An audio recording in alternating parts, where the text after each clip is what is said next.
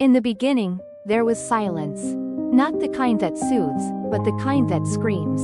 One morning, the world simply went dark. No alerts, no notifications, no pings, no posts, no answers. The internet, gone, vanished in an instant. At first, we thought it was temporary.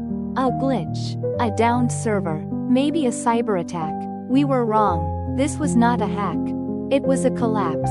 In a single heartbeat, 8 billion people became islands.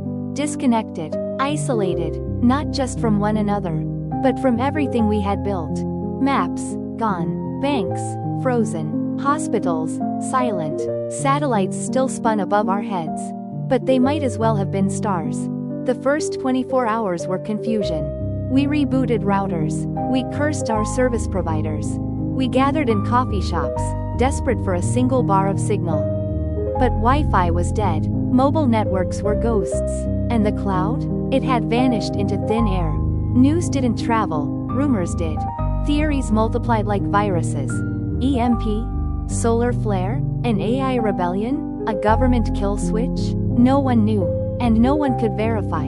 The truth lay buried under layers of digital silence. By day 3, the illusion shattered.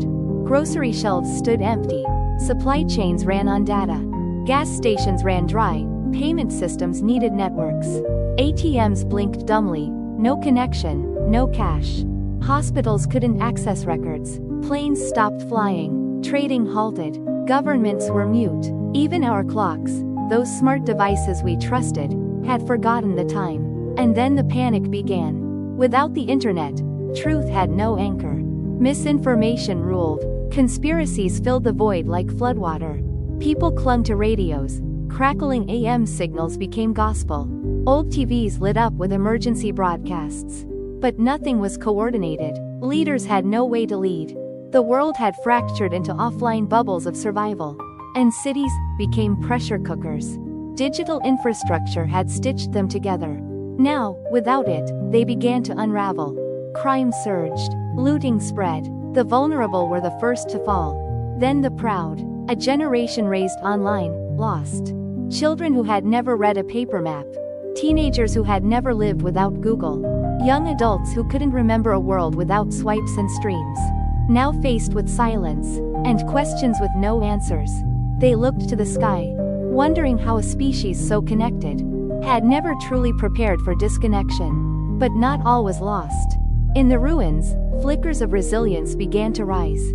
Old technologies were reborn. Ham radios, typewriters, paper, landlines long buried under dust rang once more. Communities formed, local, analog, human.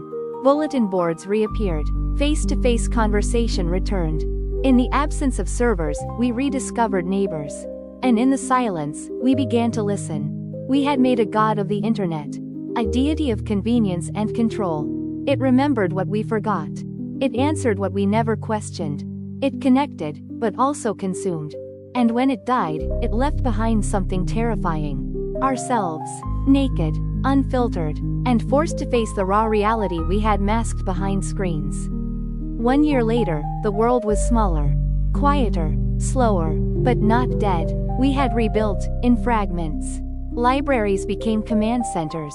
Messengers replaced texts. Paper maps unfolded like relics of lost magic. There was no global web, only local threads. But in those threads, there was something else. Care. Intention. Presence. Some say the internet died. Others say it was murdered. By greed, by complexity, by overdependence. But maybe, just maybe, it sacrificed itself. To remind us what it means to be human. To remind us that connection is more than signal strength. That truth is more than what trends. That knowledge, without wisdom, is a dangerous thing. We were never ready to lose the internet. But maybe losing it was the only way to find ourselves. This is not the end of the world. Only the end of the world we knew. And in that ending, perhaps, a beginning.